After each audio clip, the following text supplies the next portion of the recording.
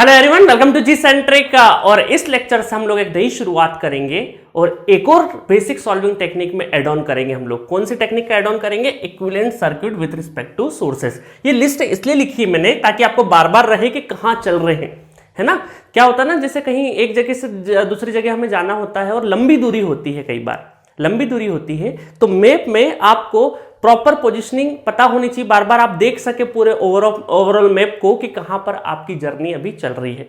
इस वजह से मैं machine, power system, power electronics, इन सब में बार बार आपको एहसास दिलाता रहता हूं कि हम लोग कहां चल रहे हैं। सिमिलरली हमने नेटवर्क में भी चालू कर दिया है ताकि आपको एहसास रहे कि कहां तक हमारी जर्नी जा रही है। तो हमारी जर्नी स्टार्ट हुई थी यूनिट 4 से। यूनिट 4 क्या थी? बेसिक सॉल्विंग टेक्निक, जिसमें हमने क्या क्या पढ़ लिया है। हमने सबसे पहले पढ़ा केसीएल के बारे में, फिर केवीएल के बारे में, और ओम्स लॉ ऑलरेडी हम लोग उसके पहले पढ़ चुके थे। और केवीएल, केसीएल और ओम्स लॉ के बेसिस पे हमने न्यूमेरिकल निपटा दिए। तो ये दो टेक्निक बहुत अच्छे से हम लोग सीख गए हैं। अब अगला कदम बढ़ाते हैं, equivalent circuit with respect to sources. ये बहुत ही इंपॉर्टेंट है और बहुत ही मजेदार भी है। और ये जो टेक्निक है ये कई बार आपको कॉलेजेस में वाइवा वगैरह में खासी पूछी जाती है, ठीक है, बहुत अच्छी पूछी जाती है। कई बार वाइवा में, कई बार आपको इंटरव्यू में यहां से जो कुछ चीजें हैं वो आपसे पूछी जा सकती है। चलिए, क्या क्या पूछा जा सकता है। सबसे पहले मुझे एक चीज बताइए कि सपोज करो मेरे पास एक आइडियल वोल्टेज सोर्स है। थोड़ी देर के लिए मैं बोल देता हूं 8 वोल्ट का आइडियल वोल्टेज सोर्स है, ठीक है। और मैं इसके अक्रॉस एक और बैटरी कनेक्ट कर देता हूं, एक और आइडियल वोल्टेज सोर्स कनेक्ट कर देता हूं जिसकी वैल्यू क्या है? 6 वोल्ट है। तो क्या ये ऐसा कर सकता हूं? मैं ऐसा कनेक्ट कर सकता हूं। दो डिफरेंट वैल्यू के आइडियल वोल्टेज सोर्सेस क्या मैं कनेक्ट कर सकता हूं इस तरीके से पैरेलल में? कर सकता हूं या नहीं कर सकता हूं? तो बहुत सारे स्टूडेंट बोलेंगे सर पैरेलल में तो वोल्टेज सेम होता है, ये हमने सीखा है, ये हमने सीखा है। ऑफलाइन में जब मैं क्वेश्चंस पूछता हूं स्टूडेंट से तो स्टूडेंट बोलते हैं कि सर पैरेलल में वोल्टेज सेम होना चाहिए, तो ये नहीं लगेगा। बट ये करेक्ट आंसर नहीं है। कई बार आपके कॉलेज वाइवा में या अच्छे पीएसयू में आपसे क्वेश्चन पूछा जा सकता है इस तरीके से, दो वोल्टेजेस लगा दिए डिफरेंट वैल्यू के आइडियल वोल्टेज सोर्सेस, क्योंकि प्रैक्टिकल नहीं है, इंटरनल वोल्टेज, इंटरनल रेजिस्टेंस तो है नहीं। इसका मतलब क्या है? आइडियल वोल्टेज सोर्स है। तो दो डिफरेंट वैल्यू के आइडियल वोल्टेज सोर्स क्या पैरेलल में लग सकते हैं? तो आपका आंसर होता है सर पैरेलल में वोल्टेज सेम होता है, इस वजह से नहीं लग सकते। तो आपने ये आंसर तो सही दिया कि नहीं लग सकते, ये गलत अरेंजमेंट है, बट इसका रीजन जो है वो गलत दिया है आपने। आप ऐसे नहीं बोलेंगे, आपसे थोड़ा सा अच्छा एक्सपेक्टेशन किया जाता है। मैं ये नहीं बोल रहा आपने गलत बोला कि पैरेलल में वोल्टेज से में आंसर गलत है। आपने रीजन सही दिया है बट अधूरा सही दिया है। इसका प्रॉपर हम ये बोले तो हम ये बोल सकते हैं इंटरव्यूअर को इंप्रेस करने के लिए कि सर, जो भी वहां बैठे, सर मैम जो भी बैठे, तो आप ये बोल सकते हैं कि हमने सीखा है केवीएल के हिसाब से कि क्लोज्ड पाथ में घूमने से अलजेब्रिक सम ऑफ वोल्टेजेस क्या होना चाहिए? 0 होना चाहिए। इसका मतलब है कि +8 - 6 = 0, जो कि यहां पर नहीं हो रहा है। 8 में 6 गई तो 2, ये 0 के बराबर नहीं हो रहा है। इसका मतलब है कि यहां पर केवीएल का क्या हो रहा है? वॉयलेशन हो रहा है, वॉयलेट हो रहा है। केवीएल क्या हो रहा है? केवीएल वॉयलेट हो रहा है। इस वजह से हम लोग ये अरेंजमेंट नहीं यूज कर सकते हैं। तो इंटरव्यूअर ज्यादा अच्छा इंप्रेस होगा, बजाय कि पैरेलल में वोल्टेज सेम है। ये तो दुनिया को पता है पैरेलल में वोल्टेज सेम होता है, बट आप थोड़ा सा हट के लॉजिकल तरीके से आप बोलेंगे। तो यहां पर एक नोट पॉइंट भी लिख सकते हैं आप, इस तरीके से एक नोट पॉइंट लिख लीजिए कि हम लोग क्या बोलेंगे आज से? Do not connect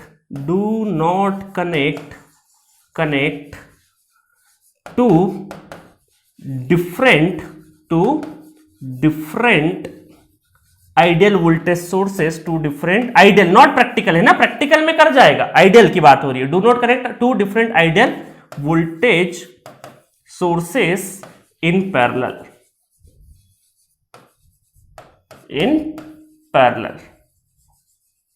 because it violate KVL का वॉयलेशन हो रहा है, ठीक है। तो ये हमारा नोट पॉइंट हो गया, ये एक हमारा क्या हो गया? नोट पॉइंट हो गया, नोट पॉइंट, ठीक है। समझ में आया आपको? तो यहां पर अच्छा आप बोले कि सर आइडियल की जगह अगर प्रैक्टिकल लगाए तो प्रैक्टिकल के अंदर तो क्या होगा? इंटरनल रेजिस्टेंस होगा, तो केवीएल को बैलेंस कर लेंगे। तो प्रैक्टिकल लगा सकते हो बट आइडियल नहीं लगेगा। ठीक है, आइडियल नहीं लगा, क्योंकि प्रैक्टिकल जब लगाओगे तो वो जो इंटरनल रेजिस्टेंसेज रहेंगे उसके अक्रॉस आपके वोल्टेज ड्रॉप होगा और केवीएल कहीं ना कहीं बैलेंस हो जाएगा और केवीएल प्रूफ हो जाएगा। एक चांसेस है कि प्रूफ हो जाए, क्योंकि इंटरनल रेजिस्टेंस के अक्रॉस भी वहां पर वोल्टेज ड्रॉप होगा, बट आइडियल में तो ऐसी कोई पॉसिबिलिटी है नहीं। तो हम ये बोल सकते हैं, आज से एक प्रॉपर्टी आप ध्यान रखिए, एक प्रॉपर्टी नंबर 1 बोल दीजिए इसको, प्रॉपर्टी नंबर 1 बोल सकते हैं कि अगर ऐसा रहे, ये हमने 8 वोल्ट का बैटरी लगाया और अगर एक और 8 वोल्ट का बैटरी लगे, ऐसा अरेंजमेंट पॉसिबल है और हमें इसका इक्विवेलेंट निकालना पड़े, इक्विवेलेंट करना पड़े, कि इक्विवेलेंट क्या लिख सकते हैं इन दोनों को रिप्लेस करके, यहां पर 8 + 8 16 मत कर दीजिएगा, है ना, 8 + 8 16 नहीं होगा, इसका इक्विवेलेंट एक ही बैटरी से रिप्लेस होगा, दैट इज 8 वोल्ट। ठीक है, ये दो अलग अलग बैटरी लगाने से बेहतर है एक ही बैटरी से हम लोग इस तरीके से रिप्रेजेंट कर सकते हैं और उसकी वैल्यू इन दोनों के बराबर होगी, है ना। इमोशंस में आके 8 + 8 16 ना कर देना, ठीक है, आपको क्या करना है, वैल्यू 8 ही रखना है। इन दोनों को रिप्लेस करके एक वोल्टेज सोर्स आप लगा सकते हैं, दैट इज फर्स्ट प्रॉपर्टी। चलिए, तो 2-3 प्रॉपर्टी और देख लेते हैं फटाफट। तो सेकंड नंबर की अगर हम लोग प्रॉपर्टी देखें, सेकंड नंबर की प्रॉपर्टी देखिएगा, यहां पर सपोज करो एक वोल्टेज सोर्स ऐसा लगा हुआ है, कुछ इस तरीके से एक वोल्टेज सोर्स है V1 और दूसरा वोल्टेज सोर्स है ± V2। तो इसको क्या बोलते हैं हम लोग, एडिटिव पोलरिटी बोलते हैं, एडिटिव पोलरिटी बोलते हैं। इसका मतलब है कि सेम पोलरिटी के, है ना, सेम पोलरिटी कैसे पहचान में आ रही कि डाउनवर्ड वाली प्लेट निगेटिव है, इसकी भी डाउनवर्ड वाली नीचे वाली प्लेट क्या है, निगेटिव है, ऊपर वाली पॉजिटिव, इसकी भी ऊपर वाली पॉजिटिव है। इसका मतलब है कि सेम पोलरिटी वाले वोल्टेजेस अगर डिफरेंट वैल्यू के लग रहे हैं तो इसका इक्विवेलेंट क्या हो जाएगा, इन दोनों का क्या हो जाएगा, एडिशन हो जाएगा, इन दोनों का क्या हो जाएगा, एडिशन हो जाएगा। और ये कुछ इस तरीके से, और पोलरिटी कौन सी, दोनों की सेम है पोलरिटी, तो वही पोलरिटी फॉलो होगी और यहां पर हम लोग V1 + V2 कर देंगे। मतलब कि अगर मैं एग्जांपल लूं कि 2 वोल्ट की बैटरी और 6 वोल्ट की बैटरी इस तरीके से कनेक्ट कर देंगे तो दोनों का क्या हो जाएगा, एडिशन हो जाएगा। ठीक है, तो इन दोनों की बजाय एक वोल्टेज से हम लोग रिप्लेस कर सकते हैं, ये भी प्रॉपर्टी है। चलो प्रॉपर्टी थर्ड नंबर देख लेते हैं। सपोज करो मैं इसी को उठाता हूं, है ना, इसी को उठाता, कॉपी पेस्ट कर लेते हैं, कहां बनाएंगे वापस से। चलो, ये बहुत इंपॉर्टेंट प्रॉपर्टी है, ठीक है, ये ध्यान रखना। अब यहां पर देखिएगा थर्ड प्रॉपर्टी, और इसमें मैं क्या चेंजेस कर देता हूं, यहां पे मैं चेंजेस कर देता हूं पोलरिटी का। इस बार क्या है पोलरिटी आपकी, ये हो जाएगी आपकी ऊपर वाली माइनस, नीचे वाली प्लस। ठीक है, नीचे ऊपर वाली माइनस, नीचे वाली प्लस। मतलब आप देखिए यहां पे सिमिलर पोलरिटी थी, बट यहां पे क्या है, डिफरेंट पोलरिटी के दो वोल्टेज सोर्सेस डिफरेंट पोलरिटी के क्या हो रहे, सीरीज में कनेक्ट हो रहे, सीरीज में कनेक्ट हो रहे हैं। तो हमें क्या पता है, हमें ये बात तो पता है कि अगर डिफरेंट पोलरिटी के अगर लग रहे हैं सीरीज में तो यहां एडिशन नहीं होगा, जैसे यहां पे सेम था तो एडिशन हो गया था, यहां होगा सब्ट्रैक्शन, यहां क्या होगा, सब्ट्रैक्शन होगा। बट सब्ट्रैक्शन कौन किसको माइनस करेगा, डिपेंड करता है कि क्या बड़ा है क्या छोटा है। तो यहां पर लेट अस सपोज अगर V1 > V2 हुआ, है ना, ये कंडीशन मान ली कि V1 वोल्टेज बड़ा है, तो आपका जो इक्विवेलेंट होगा उसमें ये जो गोले के अंदर पोलरिटी होगी वो किसकी मेंटेन होगी, है ना, इसके अंदर पोलरिटी बनानी पड़ेगी। तो यहां तो कंफ्यूजन नहीं था पोलरिटी बनाने के लिए, क्योंकि दोनों का सेम ही पोलरिटी था, बट यहां पे कंफ्यूजन है कि इसको फॉलो करे या इसको फॉलो करे। तो आपको पोलरिटी किसकी फॉलो करनी है, जो बड़ा वोल्टेज होगा उसकी पोलरिटी। बड़ा क्या है, यहां पे क्या कंसिडर किया हमने, V1 बड़ा है, तो बड़े के हिसाब से हमारी पोलरिटी होगी और V1 - V2 हो जाएगा, V1 - V2 हो जाएगा। ठीक है, चलो अगर मैं यहां पे एक और अगर थोड़ी देर के लिए कलर चेंज कर लेता हूं और यहां पे ही कर देता हूं कि मान लो यहां पे V1 < V2 हो जाए, तो आपका इक्विवेलेंट क्या हो जाएगा, यहां पे इक्विवेलेंट, इसके लिए इक्विवेलेंट क्या हो जाएगा, इसके लिए इक्विवेलेंट, है ना, अब किसकी कौन बड़ा है, V2 बड़ा है, तो इसकी पोलरिटी फॉलो होगी माइनस प्लस, ये हो गया, और V2 - V1। ठीक है, तो मैंने एक कलर अलग अलग है, इस वजह से कलर कोडिंग के हिसाब से मैंने दोनों एग्जांपल यहीं बता दी। इस कलर वाला ये है और ये कलर वाला ये है, और आप चाहें तो इसको आप येलो से कर लीजिए ताकि आपको V1 > V2, ताकि ये येलो का एग्जांपल और ये इसका एग्जांपल। ठीक है, मजा आया। तो अब आपको कहीं पर भी सीरीज में बैटरी लगी रहेगी तो उसको किस तरीके से एक इक्विवेलेंट, एक, अब मान लो सपोज करो कोई क्वेश्चन ऐसा पूछ लिया कि 100 बैटरी लगी है, तो क्या 100 बैटरी के अक्रॉस हम केवीएल घूमेंगे क्या? नहीं, आपको सिर्फ पोलरिटी चेक करना होगी और एक से रिप्लेस करके एड ऑन करके एक ही हम लोग वोल्टेज, वो 100 बैटरी को एक बैटरी से हम लोग क्या कर सकते हैं, रिप्लेस कर सकते हैं एक। अब देखिए बहुत सारे लोग कंफ्यूज हो रहे हैं, सर आप बैटरी बोल रहे हो, आइडियल वोल्टेज सोर्स बोल रहे हो, तो वोल्टेज सोर्स और बैटरी लगभग सिमिलर काइंड ऑफ ही है, इस वजह से मैं एक ही नाम ले रहा हूं, ठीक है, कंफ्यूज मत होइएगा। चलिए, तो ये 3 प्रॉपर्टी बहुत काम की है। देखिए एक प्रॉपर्टी और होती है, उसके बारे में मैं चर्चा करता हूं और उसको एग्जाम्पल के थ्रू भी आपको बताऊंगा। कितनी 3rd प्रॉपर्टी हो गई, 4th प्रॉपर्टी है ना। ये बहुत डेंजरस प्रॉपर्टी है, ये जो प्रॉपर्टी बता रहा हूं बहुत डेंजरस है, क्योंकि इसमें रिस्क है। रिस्क क्या है मैं बताता हूं, कहां पे लगना है कहां नहीं लगना है, इसके बारे में जानकारी अगर नहीं होगी तो दिक्कत हो सकती है। सपोज करो आपके पास एक बैटरी है, वोल्टेज सोर्स है, और उसके पैरेलल में एक रेजिस्टेंस लगा है, उसके पैरेलल में एक रेजिस्टेंस लगा हुआ है। तो कई बार हम लोग, है ना, हमेशा नहीं, ऑलवेज नहीं, समटाइम्स हम क्या कर सकते हैं, इस रेजिस्टेंस को हटा सकते हैं और डायरेक्टली बैटरी प्लस माइनस भी लिख सकते हैं, ठीक है। तो ये जो रेजिस्टेंस है इसको हम क्या कर सकते हैं, नेग्लेक्ट कर सकते हैं। बट नेग्लेक्ट करने के साथ साथ एक आपने देखा होगा, that is star mark, condition apply, शर्तें लागू। ये हर जगह नेग्लेक्ट नहीं कर देना है, नहीं तो स्टूडेंट को क्या लगता है कि चलो सर ने बताया था प्रॉपर्टी है, फटाक से आर को नेग्लेक्ट कर दो, है ना, आर को नेग्लेक्ट कर दो। ये हर जगह नहीं करना है। इसको बहुत अच्छे से समझने के लिए बहुत सारे स्टूडेंट कंफ्यूज हो जाते हैं इस प्रॉपर्टी में, सर पता कब लगेगा कि कब आपको कंसिडरेशन में लेना है, कहाँ कब नहीं लेना। उसके लिए मैं एक क्वेश्चन करवा देता हूँ आपको, ठीक है, एक क्वेश्चन करवाता हूँ। देखिए ये फाइंड आई, ये क्वेश्चन है आपको, क्वेश्चन नंबर 46 फाइंड आई। ये आई करंट आपको फाइंड आउट करना है। तो पहले नॉर्मल मेथड से फाइंड आउट करते हैं हम लोग, है ना, नॉर्मल चलते हैं पहले, विदाउट हमारी प्रॉपर्टी कुछ नहीं जानते हम, नॉर्मली हम सॉल्व करेंगे। तो इधर से 14 एम्पेयर आ रहा है, ये 60 वोल्ट है, तो यहां पर पैरेलल में लगा हुआ है, तो पैरेलल में कितना हो जाएगा, 60 वोल्ट हो जाएगा, 60 वोल्ट। तो यहां पर करंट कितना है, 6 एम्पेयर। तो यहां पर केसीएल लगा देंगे, ए के ऊपर केसीएल लगाया हमने, केसीएल एट ए, तो कितना हो गया, incoming equal to outgoing 6 plus I, तो 14 में 6 चले गया तो आई कितना हो गया, 8 एम्पेयर हो गया, that is 8 ampere current, 8 ampere current. चलो ये नॉर्मल मेथड है ना, ये हमारी क्या है, नॉर्मल मेथड है। अब अगर हम लोग प्रॉपर्टी लगाते हैं, इसमें प्रॉपर्टी लगाते हैं अगर इसमें, तो भी हमारा आंसर जो है वो अल्टर नहीं होना चाहिए, आंसर चेंज नहीं होना चाहिए। चलो प्रॉपर्टी दिख रही क्या हमें, देखो ये प्रॉपर्टी पहले एक बार और देख लो।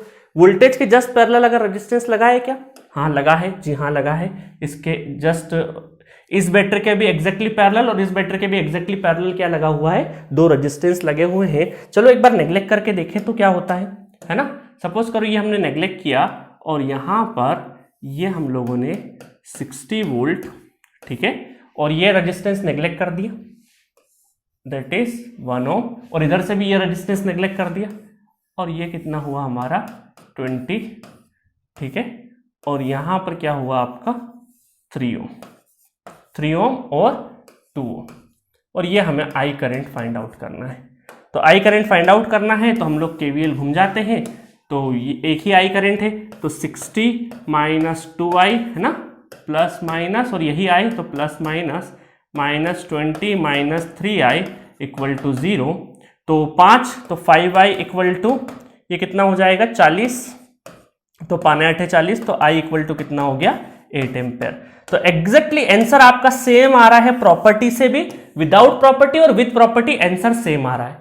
आंसर सेम इसलिए आ रहा है कि हमें इस वोल्टेज सोर्स के अक्रॉस, है ना, ये जो वोल्टेज सोर्सेस है इनके अक्रॉस ना तो हमें करंट पूछा है ना ही हमें पावर पूछा है। Other than this voltage sources अगर कहीं पे कुछ और पूछा है तो वो आंसर सही आएगा, चाहे प्रॉपर्टी से करो चाहे बिना प्रॉपर्टी से करो, आंसर में कोई भी वेरिएशन नहीं आएगा। बट अगर आपको करंट यहां का पूछा होता, या हम ये बोल सकते हैं इसके अक्रॉस पावर पूछा जाता, या फिर इसके अक्रॉस हमें करंट पूछा जाता, तब हम लोग प्रॉपर्टी यूज नहीं कर सकते हैं, तब हम प्रॉपर्टी यूज नहीं कर सकते। इसलिए मैंने यहां पे एक नोट पॉइंट भी लिख दिया है आपके लिए। नोट पॉइंट क्या है, do not neglect the R, do not neglect the R while calculating power और current coming from the voltage source, ठीक है। इन वोल्टेज सोर्स से आने वाला अगर करंट कैलकुलेट करना पड़े हमें कभी, और इन वोल्टेज सोर्सेस के अक्रॉस अगर हमें पावर पूछे, क्योंकि आगे चल के पावर भी पूछे जाएंगे आपसे, ठीक है, पावर का एक कॉन्सेप्ट है, पूरा यूनिट पढ़ाऊंगा मैं। पावर पूछे इन वोल्टेज सोर्सेस के अक्रॉस या इन वोल्टेज सोर्सेस से आपको पूछे करंट कितना फ्लो हो रहा है, तब हमें इन रेजिस्टेंस को नेग्लेक्ट नहीं करना है। अभी आंसर क्यों सही आ गया? क्योंकि हमें करंट यहां बैटरी के अक्रॉस नहीं पूछा था, किसी थर्ड जगह पे पूछा था, इस वजह से आपका ये आई करंट सही आ गया दोनों केस में। ठीक है, तो इसीलिए मैं बोलता हूं कि ये नोट पॉइंट आप ध्यान रखना, क्योंकि ये जो प्रॉपर्टी है बहुत डेंजरस प्रॉपर्टी है, और मेरी मानो तो इस प्रॉपर्टी को लगाने से थोड़ा सा बचना। बहुत ही एक्सट्रीम 0.0001% एक ऐसा क्वेश्चन बनेगा जहां पे प्रॉपर्टी यूज होगी, अदरवाइज इस प्रॉपर्टी के बिना भी आपके आंसर आ जाएंगे। तो इस प्रॉपर्टी को मैं जनरली कई बार पढ़ाता भी नहीं हूं, क्योंकि स्टूडेंट अननेसेसरी कंफ्यूज होते हैं, बट मैंने आपको बता दिया शर्तें लागू है ना। और क्या शर्त है, इस क्वेश्चन के थ्रू मैंने आपको बता दिया है, नोट पॉइंट भी लिखवा दिया है, तो अलर्ट रहना। ठीक है, फिर अगर गड़बड़ करोगे तो मेरी जिम्मेदारी नहीं है, ऑलरेडी मैंने सारी चीजें सबूतों के साथ पेश कर दी है।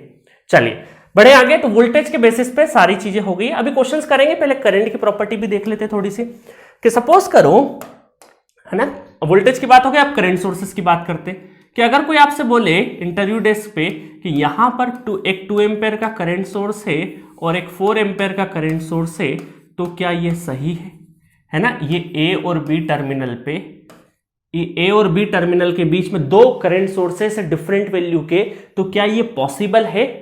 तो आप बोलोगे नहीं सर ये पॉसिबल नहीं है, तो आंसर तो करेक्ट कर दोगे, बट रीजन, क्योंकि इंटरव्यू में क्या होता है, आंसर सही है गलत ये मायने नहीं रखता है, उसके पीछे का रीजन मायने रखता है कि वो सही दे रहे हो या गलत दे रहे हो।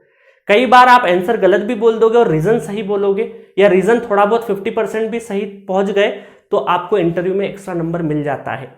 बट अगर आपने इंटरव्यू में आंसर सही कर दिया और उसका रीजन गलत बता दिया, तो फिर तो आपको बड़ा बेवकूफ समझा जाएगा इंटरव्यू में। ठीक है, तो इस चीज का ध्यान रखना, क्योंकि मैंने बहुत इंटरव्यू फेस करे, IIT, IIM, PSC तीनों ही बड़ी संस्थाओं में मैंने इंटरव्यू दिए हैं।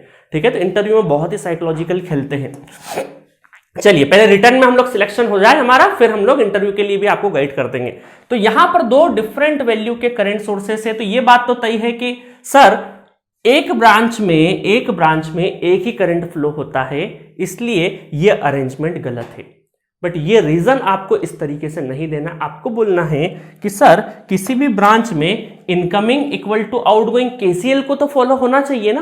तो यहां पर किसी भी नोड पर आप बैठ जाइए तो इनकमिंग डिफरेंट वैल्यू का हो रहा है, तो जितना आपका जा रहा है उतना ही वापस आना चाहिए। तो अगर मैं यहाँ 2 एम्पेयर कंसिडर करूंगा तो वापस यहां से जो जाने वाला है वो 4 एम्पेयर, इस तरीके से देख सकते हो। अभी मैं पूरा सर्क्यूटरी नहीं बनाया, अदरवाइज यहाँ पे KCL आप देखते कि KCL क्या इनकमिंग इक्वल टू आउटगोइंग का लॉजिक यहाँ पे फिट नहीं बैठ रहा है। इसका मतलब है हम सीधा बोलेंगे KCL का क्या है, वायलेशन है, violation of KCL, violation of KCL। इस वजह से ये अरेंजमेंट नहीं लगेगा, है ना। हमने वोल्टेज में कट करवाया कि नहीं करवाया?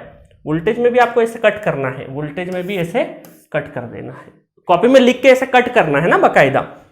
चलो तो ये कॉपी, ये स्टेटमेंट में वापस से यहीं से कॉपी कर लेता हूं, बस वहां पर कॉपी, और ये हमारा गया यहाँ पे पेस्ट कर देते हैं।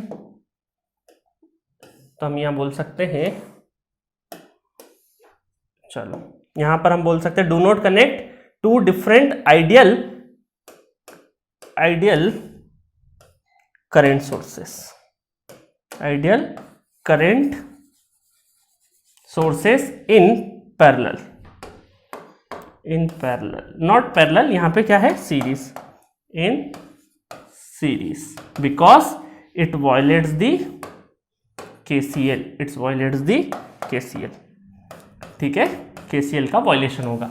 तो इसका मतलब है हम ये बोल सकते हैं कि ये अगर ऐसा अरेंजमेंट हो कि यहां पर 2 एम्पेयर का करंट सोर्स और एक ब्रांच में एक और 2 एम्पेयर का, तो इमोशन में बह के 2 + 2 4 मत कर देना, है ना, 2 + 2 4 मत कर देना। यहां पर आपका इक्विवेलेंट क्या होगा, इक्विवेलेंट एक ही बनेगा गोला, और डायरेक्शन तो अभी चूज करने की जरूरत नहीं, क्योंकि एक ही डायरेक्शन है तो अपवर्ड ही एरो आएगा, और 2 + 2 नहीं करना है, ये एक ही सोर्स रहेगा, दैट इज 2 एम्पेयर। एक ब्रांच में एक ही करंट फ्लो होगा, अदरवाइज KCL का उल्लंघन हो जाएगा, वो हम नहीं चाहते। दैट इज प्रॉपर्टी नंबर 1 आपकी। ठीक है, इसको हम प्रॉपर्टी नंबर 1 भी एज्यूम कर सकते हैं। चलिए कुछ प्रॉपर्टी और देख लेते जल्दी जल्दी हम लोग, है ना। तो फिर ये करंट की भी सारी प्रॉपर्टी हम समझ जाएंगे। देखिएगा, हम एक और प्रॉपर्टी अगर देखें कि इस तरीके से अरेंजमेंट हो कि 2 एम्पेयर का करंट सोर्स ऐसे है और 2 एम्पेयर का इस तरीके से पैरेलल कनेक्ट है, और इसकी जगह अगर हमें रिप्लेस करना है इक्विवेलेंट, तब हम लोग आसानी से क्या कर सकते हैं, इन दोनों की जगह एक करंट सोर्स से हम लोग रिप्लेस कर सकते हैं। उसकी पोलरिटी क्या होगी, अपवर्ड डाउनवर्ड, पोलरिटी मतलब डायरेक्शन। तो यहां पर अपवर्ड डायरेक्शन, अब तो लड़ाई का कोई, क्योंकि दोनों का एक ही है। अब हम क्या कर सकते हैं, 2 + 2, क्योंकि देखिए यहां पर जो करंट आएगा 2 इधर से आ रहा, 2 इधर से आ रहा, टोटल 4, तो इन दोनों को रिप्लेस करके हम लोग 4 एम्पेयर कर सकते हैं, 2 + 2। अब इसको मैं उसमें कर देता हूं, ज्यादा बेहतर है वैल्यू के फॉर्म में ना करते हुए, क्योंकि प्रॉपर्टीज पढ़ रहे हैं हम लोग।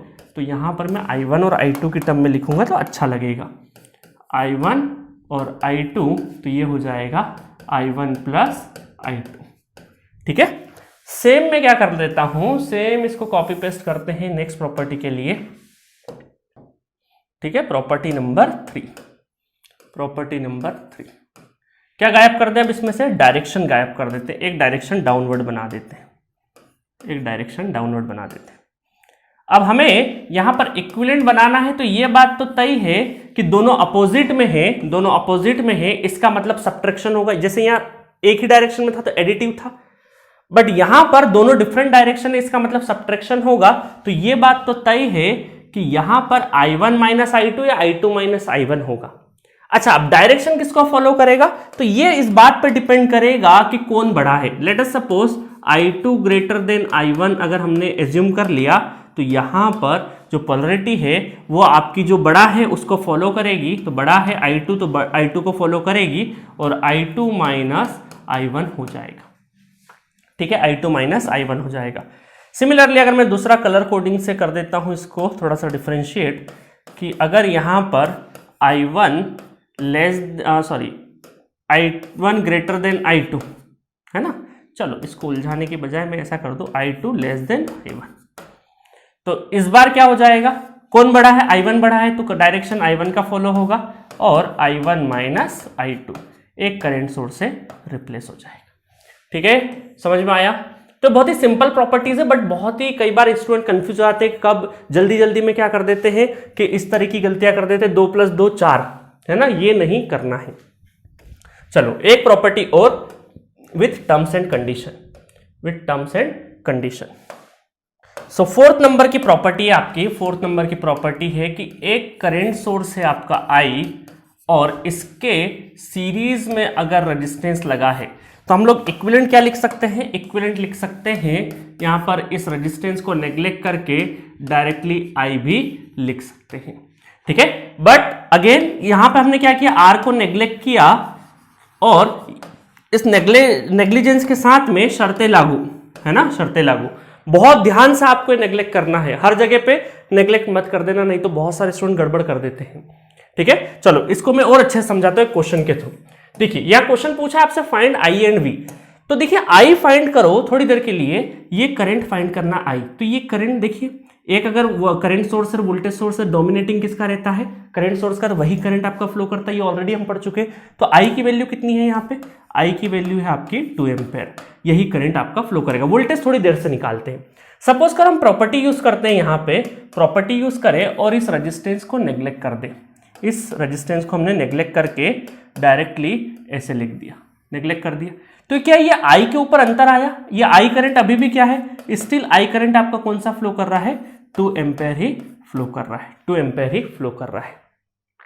दोनों केस में विदाउट प्रॉपर्टी और विद प्रॉपर्टी ये करंट इस रजिस्टर के अक्रॉस, इस रजिस्टर के थ्रू या फिर इस बैटरी के इसमें जा रहा था, तो करंट की वैल्यू दोनों में क्या हो रही है, सेम आ रही है। But at the same time voltage V की अगर दशा देखें तो V वोल्टेज कितना हो जाएगा, अगर यहाँ पे प्लस माइनस, तो 2 एम्पेयर, तो 2 वोल्ट का ड्रॉप, है ना, ये करंट जा रहा है, KVL लिखेंगे तो ये कितना हो जाएगा, V - 2 - 4 = 0, तो V = कितना हो गया, 6 हो गया।